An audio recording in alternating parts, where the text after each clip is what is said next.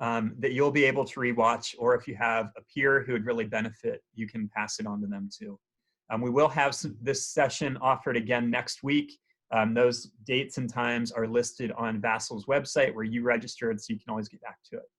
The final thing is, as educators around the world, and especially on Teacher Appreciation Day, I really feel connected to educators across the world.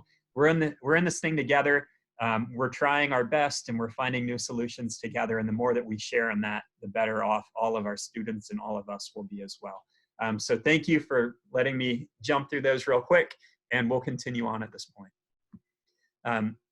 All right, so looking at accessibility, one of the most important topics that we can get into together in these sessions, a quote that I found that I really like is by Deborah Ruh, and that is accessibility, can't talk, accessibility allows us to tap into everyone's potential. And that's really our goal. There's a concept we're going to be diving into a lot together today called universal design. And it's really trying to find, for every student that we serve, every person we come into contact, how can we best serve them? How can we best tap into their skills? And that's what we're looking at together. So looking at universal design, this is a concept that started back in, I believe, the 50s or 60s. And with it, it started off as an architecture term. They started looking at buildings and how more people would be able to access them. How can we do ramps when we're trying to get up onto a sidewalk, and little things like that. And now universal design and accessibility are built into every single thing that we do. We look at our cell phone or other tools that we have around the house. I have two little boys, two sons. My older one, when he was 4 or 5, could go up to one of our Google speakers and ask it any question in the that he had in his mind. And he didn't have to be able to read. He didn't have to be able to type in. He was able to just ask and be able to get that answer. Being able to do speech to text and things like that. All of this is universal design. It's not just for somebody who has an accommodation, a legal accommodation, but it really is something that can serve everybody. So with that, here is a cartoon that when I first started learning about universal design for learning, that somebody shared with me, and I thought it was really helpful. So looking at it, we have someone who's in a wheelchair who says, "Could you please shovel the ramp?" And the person who's shoveling replies, "All these other kids are waiting to use the stairs. When I get through shoveling them off, then I will clear the ramp for you." And then back to the original speaker, "But if you shovel the ramp, we can all get in." So looking through this, how can we take strategies and use different resources and tools that allow everybody to go up the ramp and not just the people who can go up the stairs? And that's really our goal and our desired outcome from our time together today. Finding those strategies that allow everybody to grow and to move forward. So with this, when we talk about universal design for learning, this comes from an amazing website that I really like called CAST.org. And they have these 3 different elements of, or guidelines of universal design for learning. The first is engagement. So thinking through how our students are interacting with content, what their process is of thinking. The next is representation. So when they look at a piece of content, how are they seeing it? I know when I was growing up, a lot of that content, a lot of the representation would have been either something printed out, or it might have been a projector, overhead projector, notes that I had to follow, or it might be in a textbook. Today, it can be all sorts of things, right? We can have videos, we can have audio, we can have different games that we're interacting with. It could still be printed text. Lots of different ways we can represent information. And then finally, action and expression. So in what ways will our learners be able to say, this is what I know, this is what I'm able to achieve? And we're gonna, as we're looking at these different strategies and tools, I'm gonna use these different terms, and I'd like you to really think through these lenses as we move forward. And I might even I'll probably stop at different points and ask, okay, how could we use this for engagement? How could we use this for representation? And as you're looking at your notes, when you click on this picture, it will open up to CAST.org's website, and you can learn more if you would like to. Again, an amazing resource for you. So now that we've looked into what universal design for learning is on the macro level, it's time to shift gears a little bit and to look at some of our favorite tools. I'm a big fan of Google's. I use Google Chrome pretty much all the time. I know for a lot of you, your schools use Chromebooks, and so this is a perfect, to me, a perfect place to start off. If you have a PC for your school, you know, you can still install Chrome and be able to use these tools. So we're going to start off, first of all, if you are unsure of what an extension is, they are these tools at the top of our screen. So right now I have 4 that are showing up, one that we're going to be going into together today, and then a few others. And we're going to bounce around and try out a couple of these. The very first one that we're going to do is Read and Write for Google. This is largely a tool that most people first start off with, it being a read aloud tool. So in a second, we're going to go to an article that I found and be able to see how it does text to speech. So this is really looking at how the content is represented and trying to make it more approachable and accessible for our students. We'll also get into some next level features that I really love, like auto vocabulary lists and text leveling. I do have a link here where you can learn more. And also, Read and Write is a free tool for teachers. So you can click on this link and fill out a really short form, and it will give you access to a free account. But at this point, I'm going to bounce over to another account that I have where I have Read and Write for Google installed.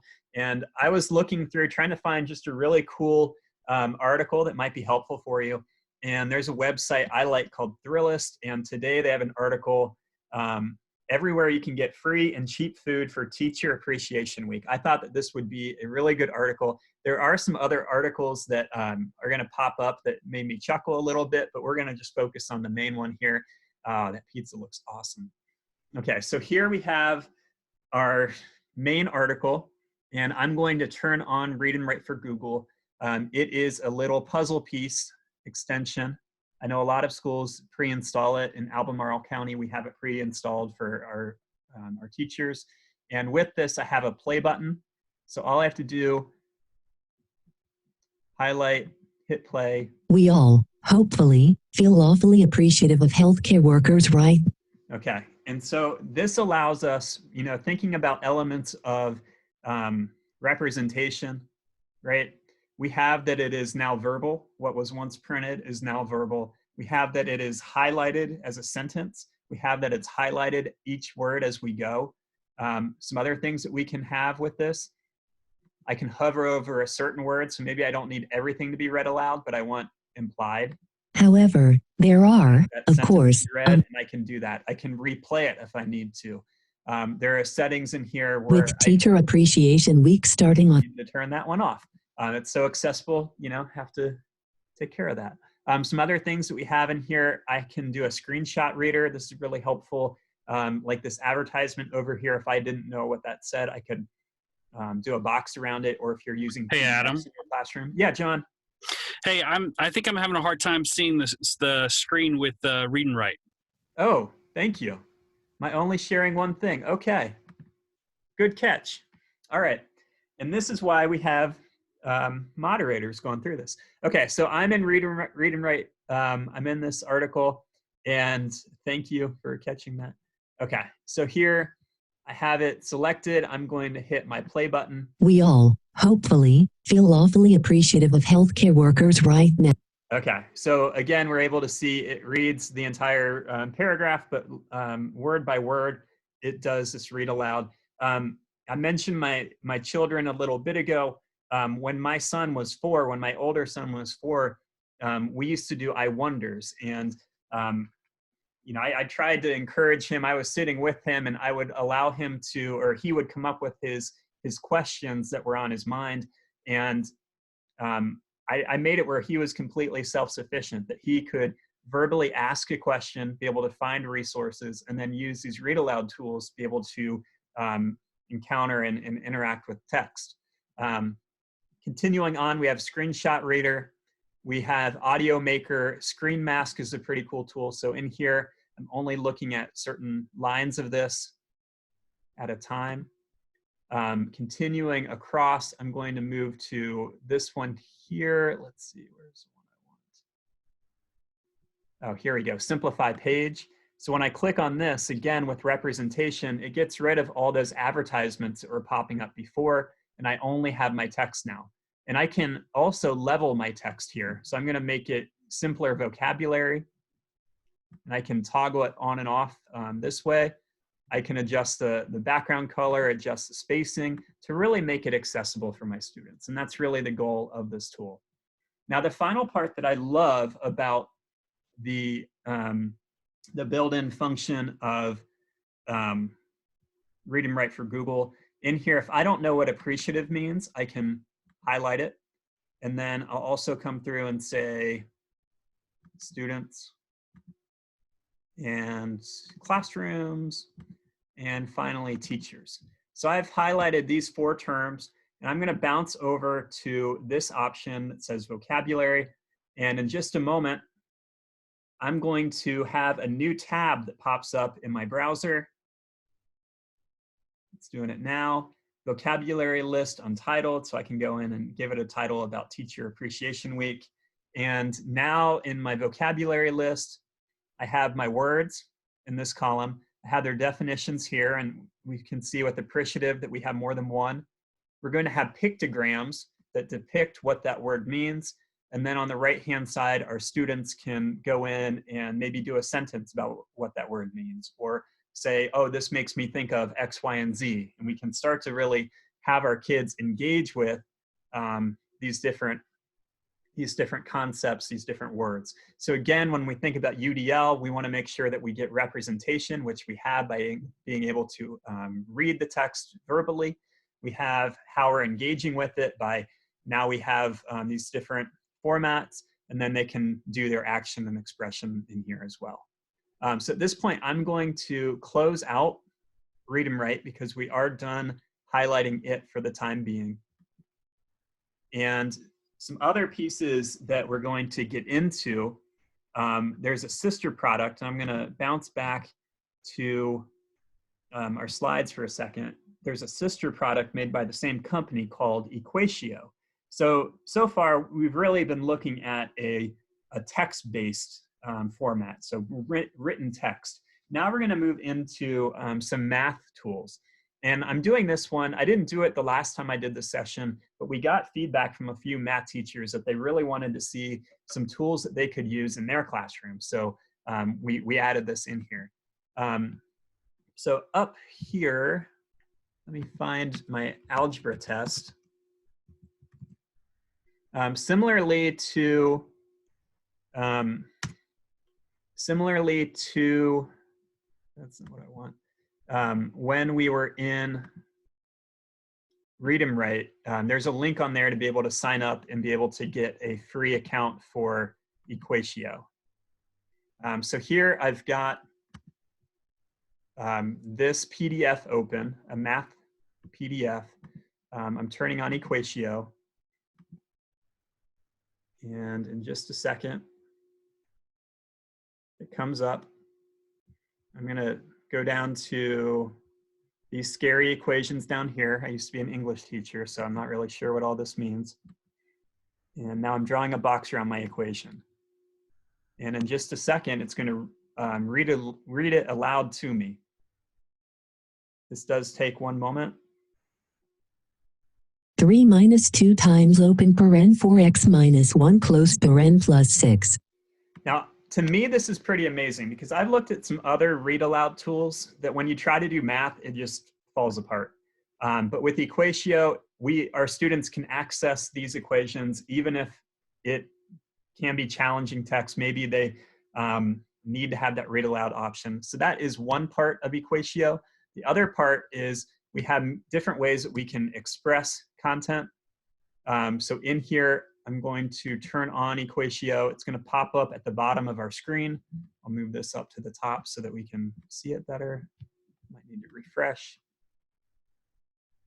And so Equatio is going to pop in, and when you have Equatio turned on, it works in pretty much any Google Drive tool. So I could be in Forms and it would work. I could be in Slides and it would work. And just a second, should pop up for me. Okay, so we can see it loading down here. And I want to show you the different ways that we can add math in here. So the very first one, and I bring this up because the equation tool that's built in Google Docs is not the best. And I'm a big Google Docs fan, but really it's not. So in here, I can start typing an equation. So if I wanted to do triangle, it will bring in, let's see, area of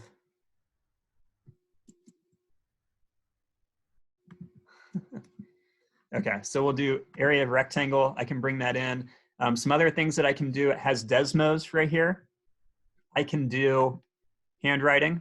So this is a touchscreen computer. I know a lot of you have those. So I can do 2. Oh yeah, that's a good 2. X plus Y or 1, and be able to enter things in that way. We can do spoken entry. We can have it where it connects to your phone and use that touchscreen. So all of these are available options. And when we're ready, we would just click Insert Math. And it's going to bring in an image version of what I just did that I can now put into a Google form. Maybe I'm doing a self-graded quiz, or I can put it into a Google Doc that I'm sending in to my students as a choice board. But again, it's how do we have multiple means of engagement, having our students being able to represent their own ideas in multiple ways too. So that's Equatio, an absolutely awesome tool. Again, free for teachers. There is a payment for students, but it's a pretty amazing tool if you have access to it. All right, so the next one that we're going to look at, and I do want to mention, I have kind of skipped through, there are videos for Read and Write that you can go back and watch and get some guidelines about how to use it and what it is. We have that for Equatio too. If you click on the Learn More about links in here, that's going to open up to a tool that Google put out about a year ago, and I was involved in this project. But when you go here, here are their resources for Equatio.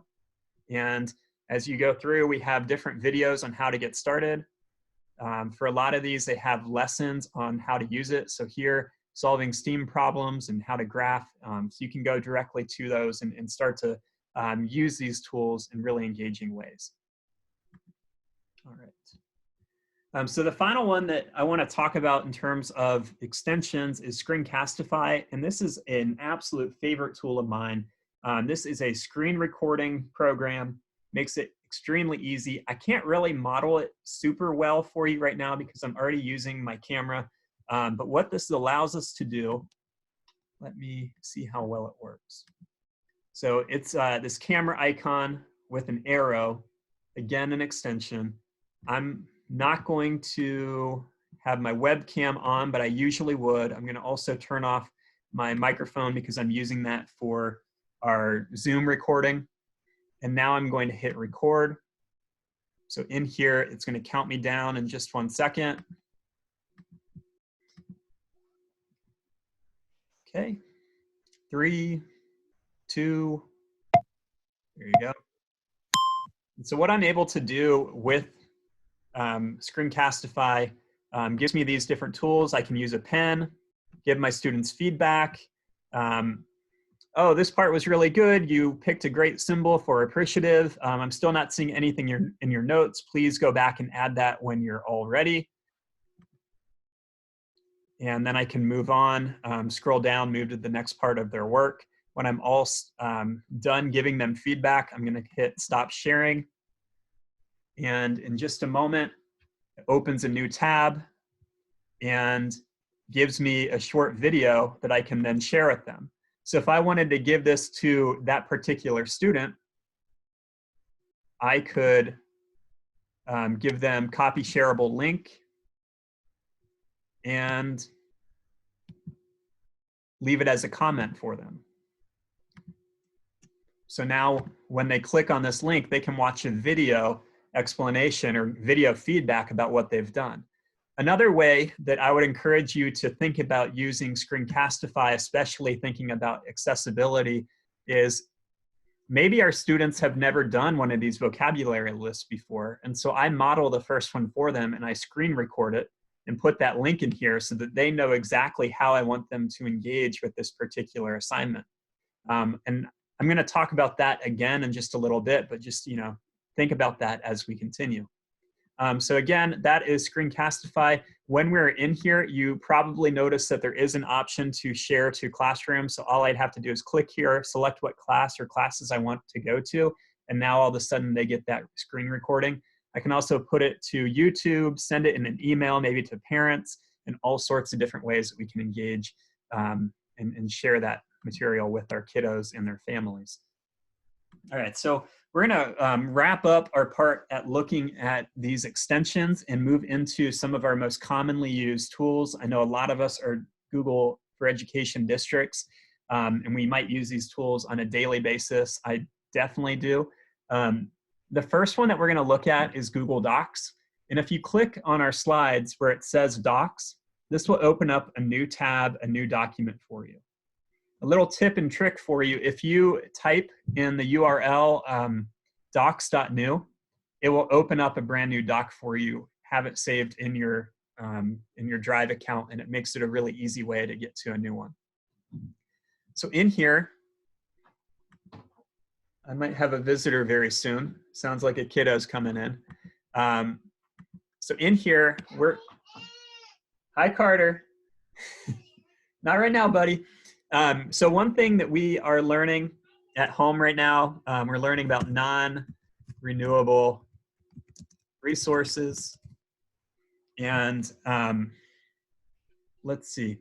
So some things that I know about non-renewable resources. I want to show you this great way of being able to put information into my doc. So I'm going up to Tools right now. And from here, I'm coming down to Voice Typing. And it comes up with this icon. Check this out. At home, we're learning about non-renewable resources, period. My son, Miles, is understanding that when we get solar power in a couple weeks, that we'll be able to use a renewable resource, the sun, to power our home instead of a non-renewable resource, which we've been using so far, period. New paragraph. He has lots of questions right now, such as how can the sun power our home? Question mark. So other than it saying she for Miles, other than that, this is a very easy way that, to me, our students who may have fantastic ideas in their head can get it down on a blank piece of paper, which for a lot of our kids can be really intimidating, whether it's a physical piece of paper or a blank Google Doc. Being able to do that initial brainstorm is such an easy thing to accomplish when we have this voice typing. A little bit ago, I talked about Miles's I wonders, and even as a 4-year-old, he was able to use voice typing to be able to summarize the ideas that he had encountered based on his I wonder questions. So this is one thing that we can do. Another fantastic tool, just a quick heads up, when we get back to our schools, and since we're talking about accessibility, notice right now this is set for English US, but I can go through and pick hundreds of other or probably 100 other languages that could be their input language. So if we have Spanish speaking students, we can even say, well, they're Spanish speaking in the United States or Spanish speaking in Mexico. Lots of different choices in here. Okay. So now that we have some text in here, the next tool that I want to show off is in the bottom right-hand corner. It's this little button. When you hover over it, it says Explore. Let me click that. So the Explore tool is basically doing a whole Google search directly in my document. So right here, it's saying you're probably interested in non-renewable resources. You might be interested in fossil fuels or solar power, and I can click on any of those. It also brings up pictures and related searches. I'm going to click on solar power. And in here are all these different resources that I can use based on my search of solar power. Say that I found something really important from here. I can click at this spot. When I hover over any of these, it comes up with this citation option, and I'm going to click this. So this sets up a footnote where it now cites it for me. Not only that, but if I click these three dots, I have these three different choices, right?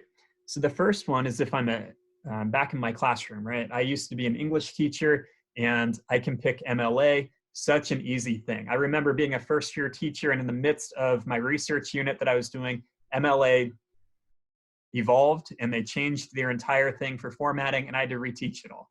I wouldn't have to anymore.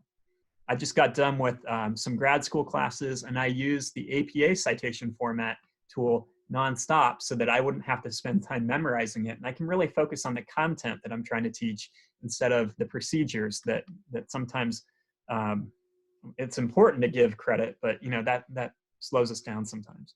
Some other things we have in here, we can do images. So here we have some solar arrays. And if I insert an image this way, there are some benefits compared to inserting images, some other ways that we can do that in a doc. So here, when I click on it, not only do I get the picture, but down beneath, it tells me where that picture came from. Whereas before, if I would have come up here and inserted an image this way, or by going to insert, I don't get that credit or that source information added in there too. Some other cool things that we can do, it's also searching all of my Google Drive. So if, and there's my friend John, if I'm doing a unit, maybe I'm doing a unit on, again, non-renewable resources, all of my materials related to that would pop up. This could also be helpful for your students where maybe they have notes in one document and they have their final copy in the other, and they could just easily go back and forth. So again, Explore tool, an amazing resource built directly into Google Docs for you.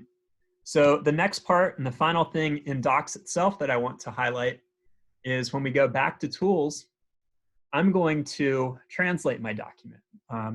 When we talk about accessibility, again, it's not only about our English speaking students or those who need accommodations. It really is, how do we get as much content and as much opportunity to our students as we can? And one of those ways is by translating. So I'm clicking Translate Document, gives it a new document title option. I'm going to make this Spanish translated copy of non-renewable. Now I'm going to choose language, and coming down to my Spanish option. The school that I work at has over 50 native languages there. So this is a tool that we use every single day, especially since we started distance learning. I click Translate, and in just a moment, I have my Spanish translated copy of non-renewable resources that's saved in my drive that I can share with my students, and in here they can learn about what this resource is. Now we know that translation may not always be perfect, so if possible, you might still want to work with your L department or those resources, your foreign language resources that you have in your district, but this is also a helpful way to be able to get content to students and families. Okay, now we're looking at slides, and I'm gonna demo just a couple things in here. So when we're looking at slides, let me come back here, and just one second, I'm gonna switch to, so many things open on my computer. Okay, so I'm going back to present mode. And one of my favorite new-ish things built into Google Slides is that we can do closed captioning directly in our slides. And it looks like it's taking just a moment to show up. Here we have captions. Captions allows our students to be able to read the information in addition to just hearing it. And again, this can be helpful for our students who might be hard of hearing or those who are in the back of the room to be able to see this information. Now, you might be thinking, how can this be helpful when we're doing distance learning? Well, we already looked at Screencastify. So if I have a slide deck, I turn on Screencastify, then I do my captions. Now all of a sudden I have closed captionings for my entire slides. The other thing that we can do, and this could be helpful once we get back to our classroom, is maybe you don't display this for everybody, but you work with your students who you think this could be helpful. and they can have this running as you're talking, and that way they get it in 2 different formats. They get it represented in multiple ways. So again, in here, when we're presenting, we're going to see the CC option, and that's how we turn on closed captioning. Another tool that's built directly into slides is Q&A. So when we go to Q&A, it brings up an additional web address that you can share with your students. I'm going to start new. And it gives us this link. You know, if I were in the classroom and working with you guys, I would put that into my Google Classroom so they could easily get here. And then your students can start to ask questions in here and be able to respond to each other and things like that. So a very easy way that we can engage with our students multiple ways. It also puts our address up here to be able to get there. The final part that I want to talk about in terms of accessibility within Google Slides is being able to add different types of content in here. So Slides is extremely adaptable, right? We can put all sorts of different materials in here. It's more adaptable than Docs would be. And we can put audio and video. So within the past 6 months, or about a year ago, Google started adding the option to be able to insert audio, and then it went away for a while, but it's back, and it's fully back. So if I wanted to add some audio, I go to Insert Audio, and in here, it only comes up with audio that I have in audio files that I have in Drive.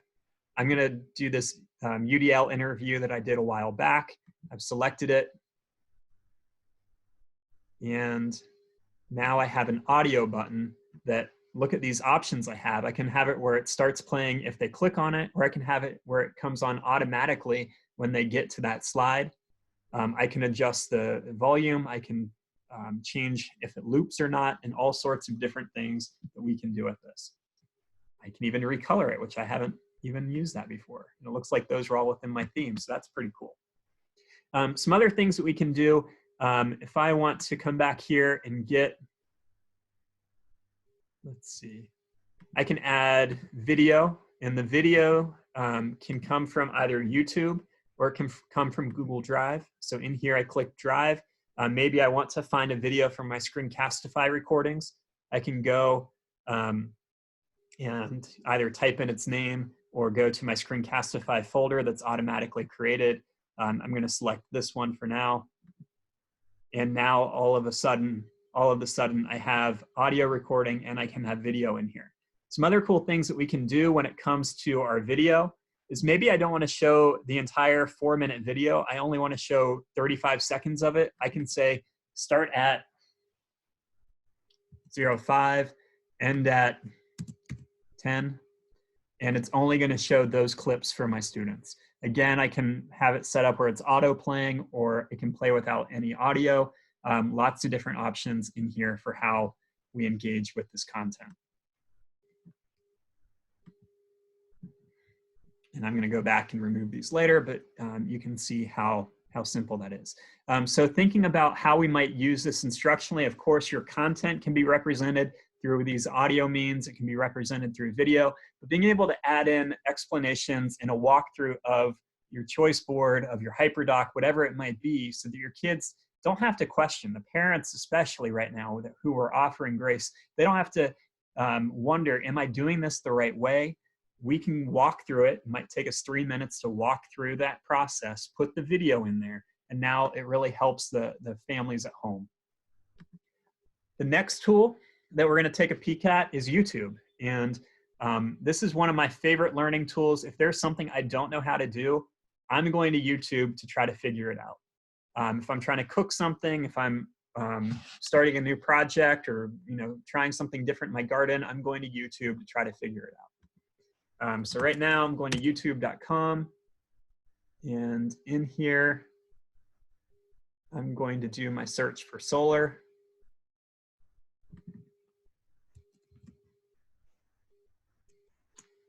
Okay.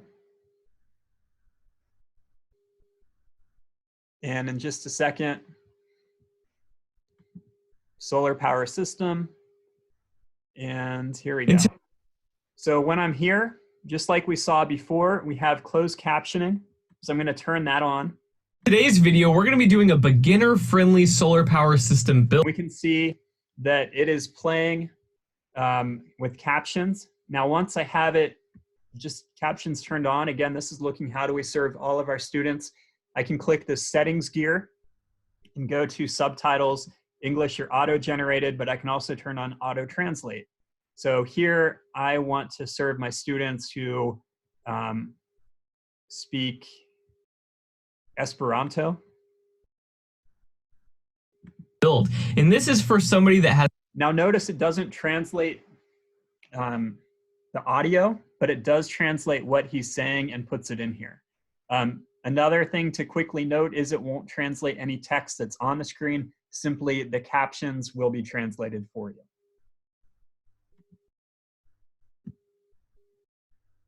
Okay, so those are two very simple things. Again, we have about 100 different languages that we can translate through YouTube.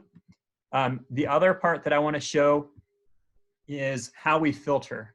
So I'm going to use Solar again as an option. Once once these come up, we're going to hang out in this filter option. So I'm clicking here. And in this spot, it lets me know when was it uploaded. If it came from 7 years ago, that information may no longer be relevant. So I want it to be from this year. I'm going back to filter, and I can add other filters too. My students, even if you teach seniors, even if you teach adults, they're not going to watch a 20-minute video, especially right now. So we want to use short videos. Please use short videos. I'm going to do less than 4 minutes here. And we can continue to really drill down to what we're looking for. Now, I guess Solar is maybe a K-pop song. I wasn't really thinking through that, so I'm going to change it to renewable energy. And I'll refilter these short.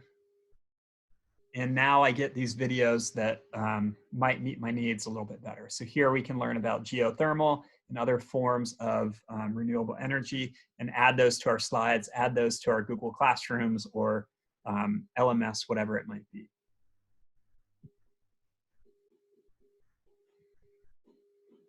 Okay, continuing on. Now we're going to get into some final tool suggestions that didn't really fit into those other categories, and then also some just basic strategies that you might want to consider when you move into some more accessible teaching. So here is one of my favorite tools. It's something that we do on a pretty regular basis with these sessions that I've been doing. We've been relying on Flipgrid quite a bit. We're going to watch this short video about Flipgrid.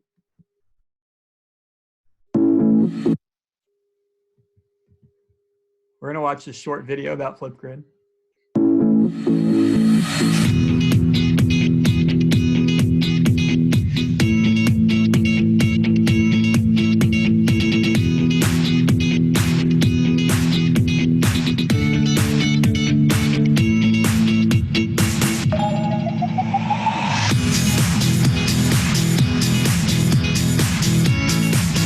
Provide inclusion for my deaf students. I have a voice. I have a voice. I have a voice.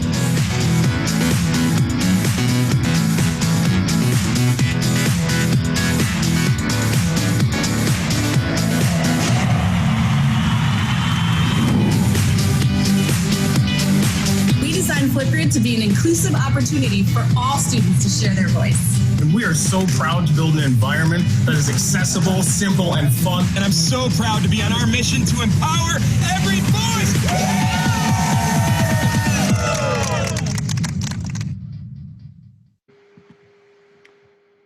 Okay, so that is a very short video about Flipgrid.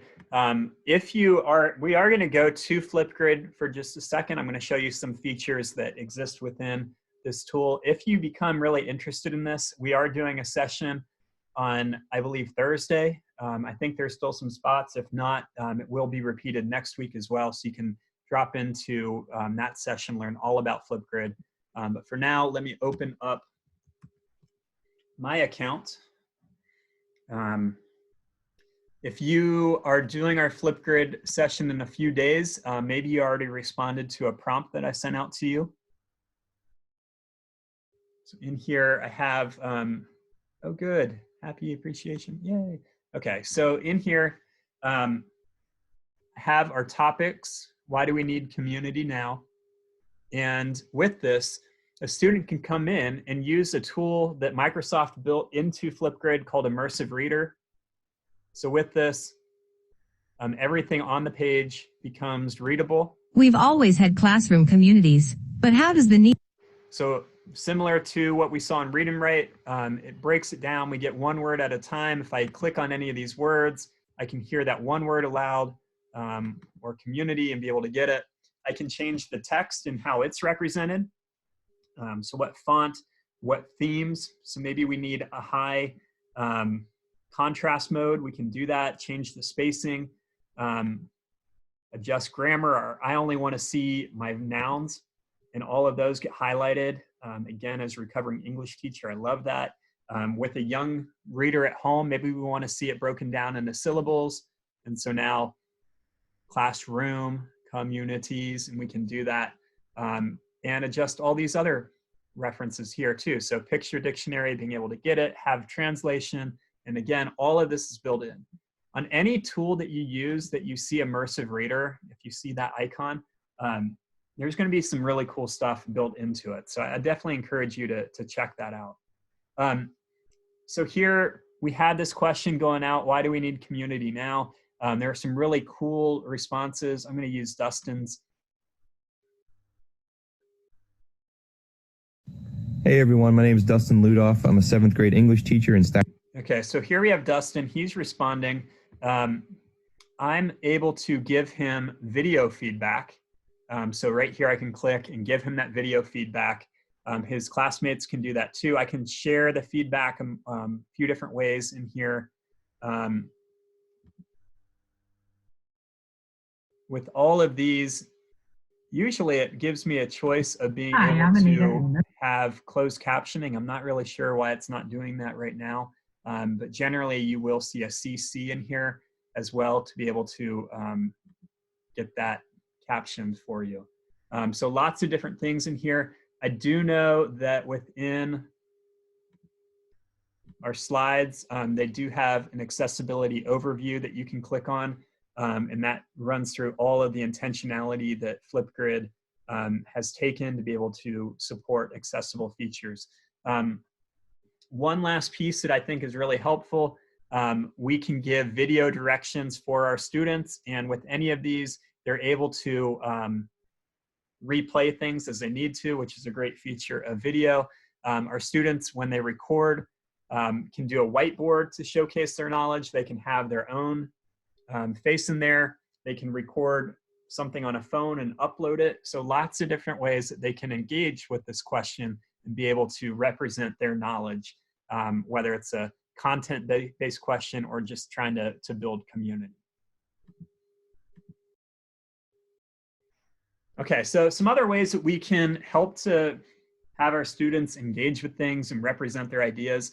We can have fun. We can use things like memes, like this Bill Murray one over here. We can use GIFs, emojis, Bitmojis. All of these are different ways that our students and that we can represent the ideas that they have. I know that even when I first started teaching, I had, back then, texting was really starting to take off for people, and we didn't quite have memes or Bitmojis yet, but we had, how do you represent all of Shakespeare within just a couple lines of text? And so I tried to engage my students with that. Today, I'd probably do it through these means and have them try to summarize and apply their own language skills to the content that we're using. How are you feeling right now? Add a GIF in here that shows something you learned this week, whatever it might be. So those, again, this is not an exhaustive list of what accessibility and assistive tech can be. It is a few of my favorite tools, a few of my favorite strategies in which we can really try to better meet our students. I do thank you for spending this time with me. If you have any questions, we'll have time to answer those in about 5 minutes or so. I do have a feedback form that I'd love to have you guys engage with first. If you have questions today, 6 months from now, a year from now, whenever it might be, you can send me a message on Twitter. You can shoot me an email at adamseipel@gmail.com. Both of these are linked and should open directly up. I do want to thank my friends John and Eric for moderating today, fielding your questions. I know we had to stop just one time because I made a mistake about screen sharing, but you guys have been so helpful throughout this series. Thank you, thank you, thank you. I also want to thank Vassal, and mostly with that, Liza and Pam, who made this a free experience for you, and they included me to be able to help serve our students in Virginia. If you want to look for additional sessions, I have that linked at the top of the screen here. It'll take you to vassal.org, and you can see what are some upcoming sessions. Pam, Liza, John, Eric, and I have been working on a new series for 2 weeks from now. We're going to call it Google Week. You guys are the first people to hear about this. So during that week, we're going to have sessions designed for Google Docs, slides, Google Forms, looking at sites, all sorts of different ways you can get googly and try out some of these new skills that we're building. But thank you to them.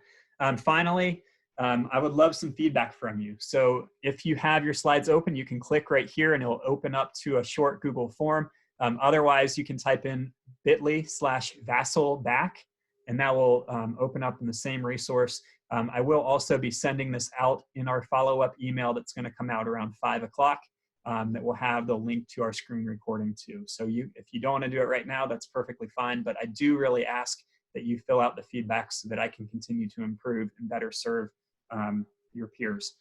The final thing to know about this, if you need renewal certificate, that's going to be coming from this resource too. There is a question on the second page if you're doing renewal that asks for your email address. Please be careful that you type that in correctly. We have had quite a few people who maybe messed up some spacing or added an extra period in there, and it's made some issues in the background, and some people haven't received their certificates because of that. So please be careful when you fill that out. I'm gonna pause myself right now, and this is once you've taken care of your feedback, you can check out at any point. Thank you for spending this time with me today. I hope it was helpful. If you have questions, you can stick around and I'll try to address them for the next 15 minutes or so. But thank you guys for spending today with me. Thank you for the training. You're welcome, Stacy.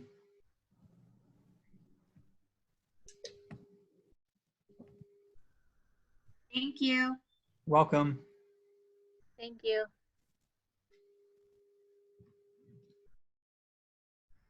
This was really good. I'm a special ed teacher. It's going to come in really handy. Thank you very much. Oh, awesome. Thank you, Robin.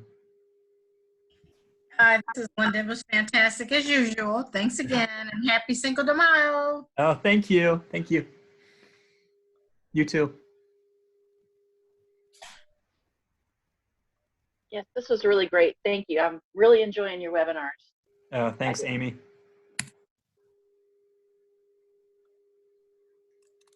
You can also drop feedback in the chat. I see some people saying they love Equatio. I know I do too. I'm a really big fan. We've used Flipgrid. Oh no, trouble with privacy. Cindy, are you still in here? I got that, Adam.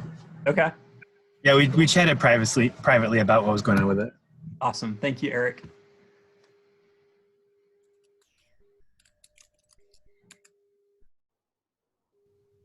Thanks, John.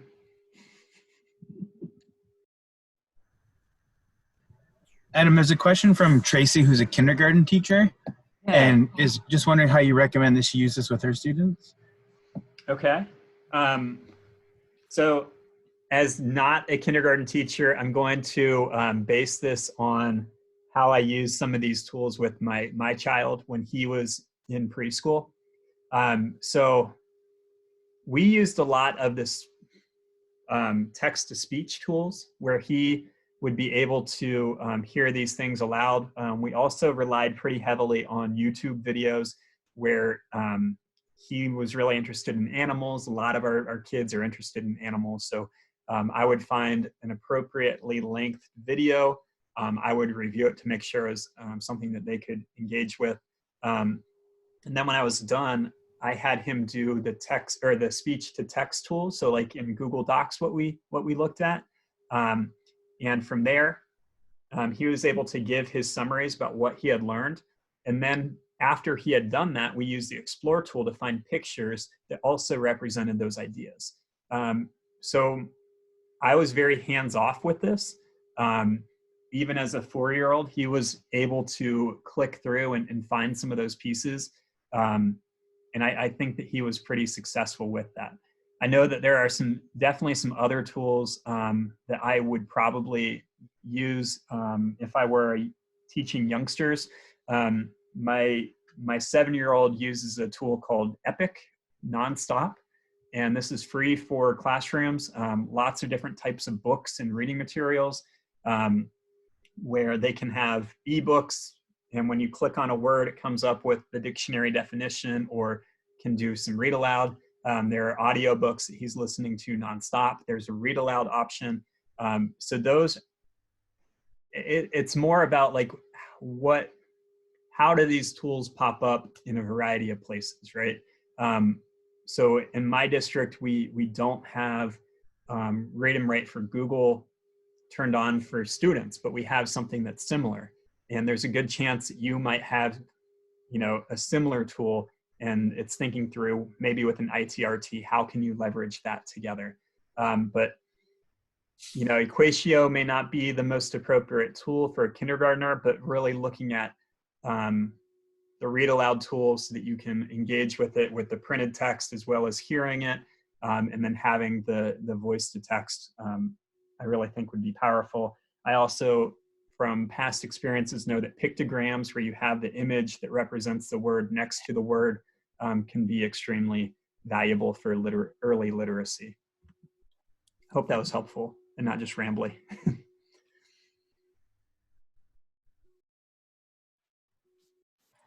Yeah. Okay, other questions that you might have?